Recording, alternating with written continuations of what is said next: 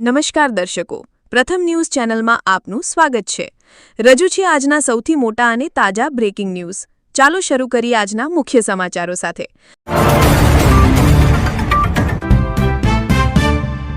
Ahmedabad airport પર અચાનક સામસામે આવી ગયા બે વિમાન। પાયલોટની એક ભૂલના લીધે અનેક મુસાફરોનો જીવ જોખમમાં મુકાયો। ચોમાસા પહેલા રાજ્યની પ્રાથમિક શાળાઓ અને હોસ્ટેલ માટે સરકારે માર્ગદર્શિકા જાહેર કરી। કેન્સરની સારવારમાં આવશે હવે નવી ક્રાંતિ। ભારતમાં લોન્ચ થઈ ગઈ દવા કરશે જડમૂળથી કેન્સરનો ઇલાજ।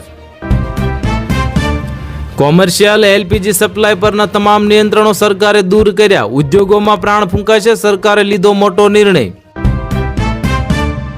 વાવ થરાદમાં સ્થાનિક સ્વરાજ્યની સંસ્થાઓ પર તંત્રનો હથોડો। રામપુરાના મહિલા સરપંચને હોદ્દા પરથી કરાયા સસ્પેન્ડ।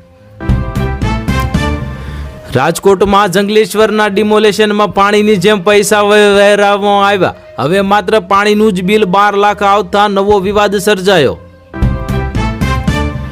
વેનેઝુએલામાં ભયાનક ભૂકંપથી ભારત પર થશે મોટી અસર। કાચા તેલના સપ્લાય પર મોટું સંકટ, મોંઘું થશે પેટ્રોલ અને ડીઝલ। અમદાવાદ એરપોર્ટ પર દુર્ઘટનાનો મામલો સામે આવ્યો। એર ઇન્ડિયા અને ઇન્ડિગોના વિમાન આમને સામને આવી જતા ડીજીસીએ શરૂ કરી મોટી તપાસ। 29 જૂન સુધીમાં બંને જિલ્લાની 1800 મંડળીઓને ભાવફેરની રકમ પેટે ₹560 કરોડ મળશે। સાબર ડેરી દ્વારા દૂધ ઉત્પાદકો માટે 15% ભાવફેરની જાહેરાત કરવામાં આવી। મધ્યપ્રદેશના ઉજ્જૈનમાં મોહરમ જુલુસમાં દહેશતનું તાંડવ। 40 ફૂટ ઊંચે હવામાં ગાડીમાં કરાયું બ્લાસ્ટ। એએમસીની રોડ કમિટીના ચેરમેન પદે જૈનિક વકીલ અને વોટર કમિટીના ચેરમેન તરીકે ધરમસિંહ દેસાઈની પસંદગી કરવામાં આવી।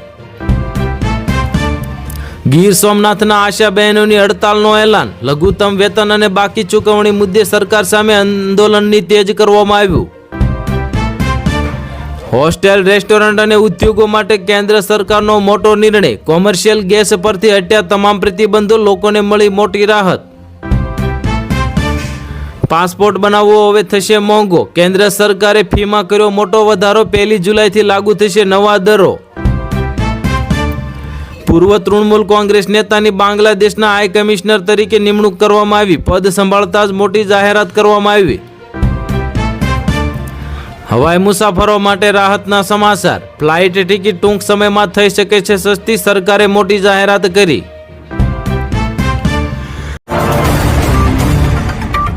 આ હતા આજના મુખ્ય બ્રેકિંગ ન્યૂઝ। વધુ સમાચારો અને અપડેટ્સ માટે જોતા રહો તમારા ન્યૂઝ ચેનલ। અમને સબસ્ક્રાઇબ કરવાનું ભૂલશો નહીં અને બેલ આઇકન દબાવો જેથી તમને નવા વિડીયોની નોટિફિકેશન મળતી રહે। ફરી મળીશું નવા સમાચારો સાથે। શુભકામનાઓ।